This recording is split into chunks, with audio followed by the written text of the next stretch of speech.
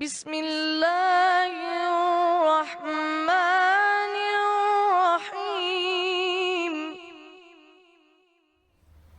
Allah subhanahu wa ta'ala nous enseigne une leçon importante à travers ce chapitre en parlant de deux tribus mécréantes. Le Saint-Coran dit Bismillahirrahmanirrahim Alhaakumut takathur. La course aux richesses vous distrait. Al-Hakum vient du mot lahw qui signifie une distraction ou un amusement dans lequel une personne se désintéresse des choses les plus importantes de la vie et oublie les bénédictions qu'Allah lui a données. Le mot takathur signifie rivaliser et se vanter beaucoup comme s'il s'agissait d'une compétition. Le verset dit donc que ces distractions vous ont tellement occupé qu'elles vous ont rendu indifférent aux choses les plus importantes de la vie. Par quoi ces tribus étaient-elles distraites? Au lieu de se concentrer sur Allah et sur l'au-delà, ces tribus s'occupaient à rivaliser les unes avec les autres. Elles se montraient fières et se vantaient du nombre de personnes et de biens qu'elles possédaient. Par exemple, une tribu disait qu'elle avait 10 000 membres et l'autre 12 000. Pour augmenter ce nombre, ils comptaient les enfants de chaque membre. Toujours insatisfaits, ils comptaient les amis des membres pour augmenter les chiffres. Ils commençaient à compter les terres qu'ils possédaient, les richesses qu'ils avaient, et ils étaient si distraits que le verset suivant dit « Hatta zurtumul maqabir » jusqu'à ce que vous visitiez les tombes. L'une des significations de ce verset est qu'ils n'arrêtaient pas de se vanter pour savoir qui en avait le plus, au point de visiter les tombes de leurs ancêtres pour compter leur nombre et les ajouter à la liste. Un autre sens est jusqu'à ce que vous finissiez dans vos tombes, c'est-à-dire jusqu'à votre mort. Le verset dit donc que vous perdez votre temps à vous vanter et à rivaliser d'orgueil au point que cela se poursuivra jusqu'à votre mort. Le verset suivant dit Kalla sawfa ta'lamun. Mais non, vous saurez bientôt.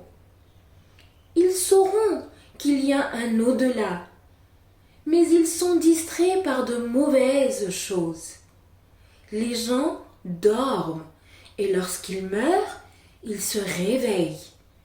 Ils se rendront compte que toutes ces vantardises et ces rivalités n'étaient qu'une perte de temps et souhaiteront pouvoir revenir en arrière et réparer les choses.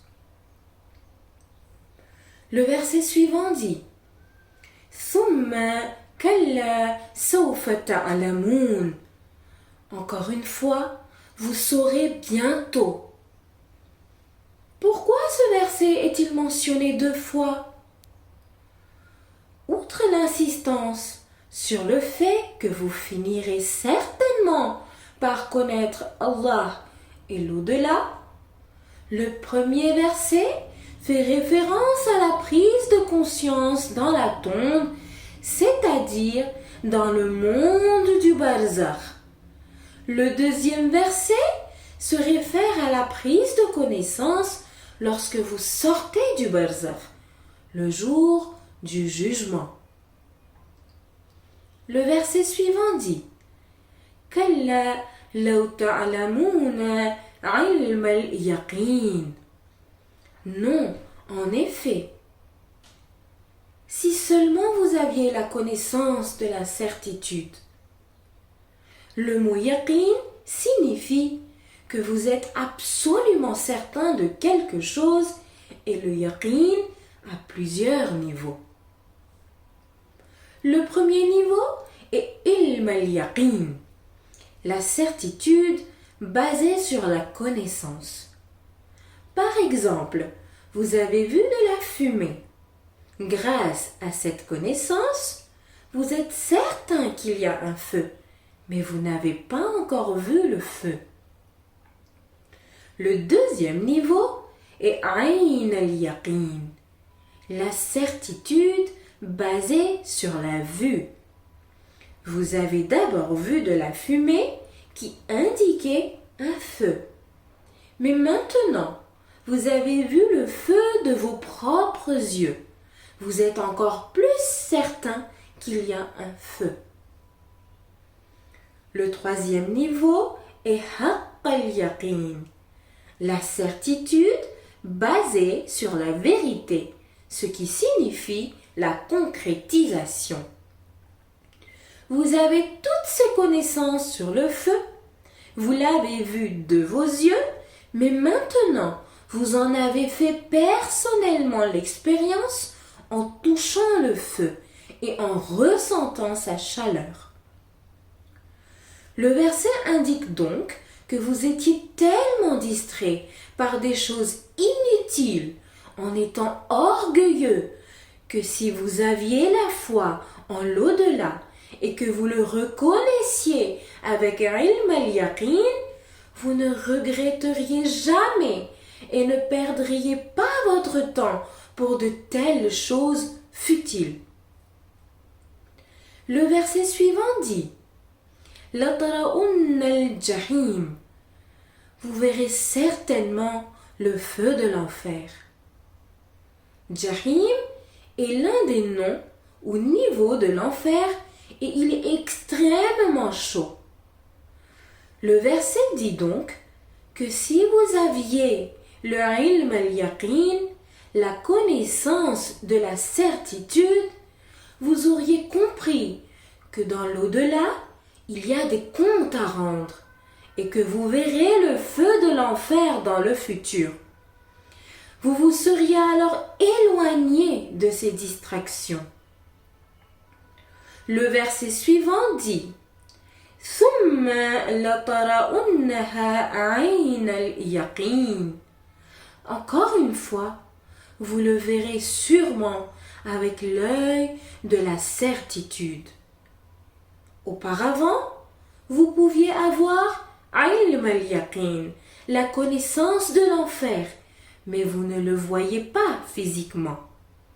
Mais quand vous mourrez, vous aurez ayn al-yaqin, un degré de certitude plus élevé, c'est-à-dire que vous le verrez clairement de vos yeux et en serez complètement certain et rien ne pourra vous enlever cette preuve.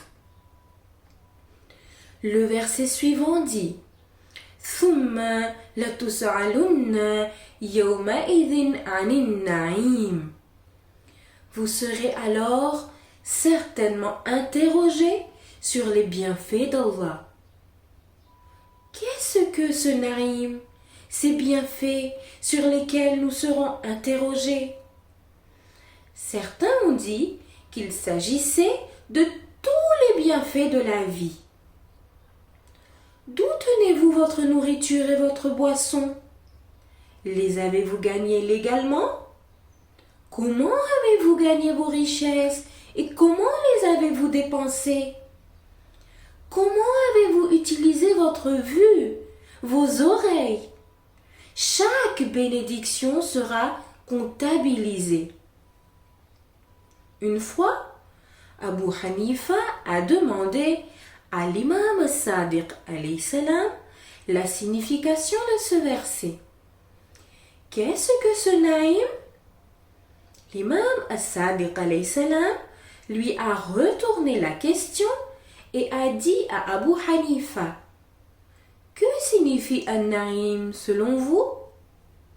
Abu Hanifa a répondu: cela signifie de la nourriture et de l'eau.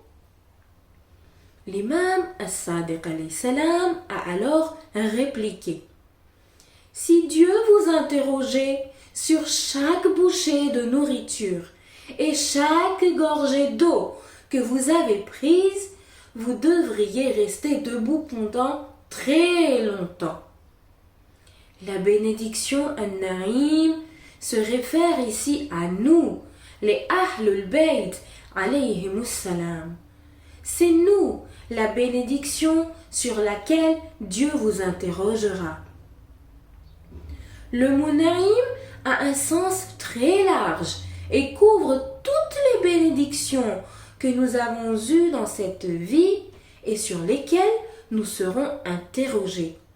Mais surtout, les bienfaits de la foi, de l'obéissance au prophète sallallahu alayhi wa sallam et aux Ahlul Bayt alayhimus salam seront également questionnés. Cette sourate met donc en garde contre les dangers de l'indifférence à l'égard de l'au-delà qui résulte du fait que l'on se concentre uniquement sur les gains mondains. Ces personnes sont animées par l'avidité, vivent pour l'instant présent et consacrent toute leur énergie et leurs ressources à ce monde matériel. Et leur but dans la vie est uniquement de rivaliser les uns avec les autres, de se vanter et de se glorifier de la richesse ou du pouvoir qu'elles possèdent jusqu'à ce qu'elles meurent. Cependant, elles semblent oublier que la tombe n'est qu'un séjour temporaire, un pont vers une autre vie de responsabilité, de jugement et de punition ou de récompense. Toutes les richesses et tous les pouvoirs que nous possédons sont des bénédictions d'Allah et doivent être utilisés de la bonne manière en se préparant pour l'au-delà. Pour chacun de ces bienfaits et de ces conforts, nous serons certainement amenés à rendre des comptes le jour du jugement dernier.